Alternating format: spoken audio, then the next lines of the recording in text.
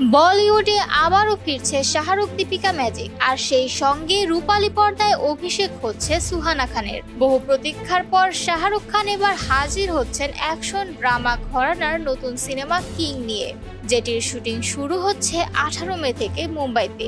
এই সিনেমাতেই প্রথমবার বড় পর্দায় একসঙ্গে দেখা যাবে শাহরুখ ও তার মেয়ে সুহানাকে।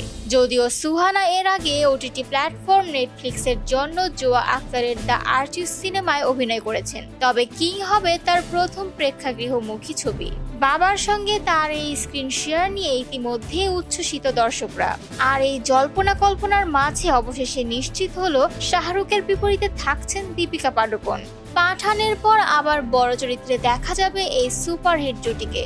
মাতৃত্বকালীন বিরতির পর দীপিকা ফিরছেন এই সিনেমা দিয়েই। শুরুতে বিকল্প হিসেবে ভাবা হয়েছিল কারিনা কাপুর ও ক্যাটরিনা কাইফের কথা, কিন্তু শুটিং পিছিয়ে যাওয়ায় দীপিকার শিডিউল মিলেছে। অক্টোবরে দীপিকা শুটিং করবেন 10 থেকে 12 দিন। এবার থাকবেন পুরোপুরি প্রভাবশালী চরিত্রে।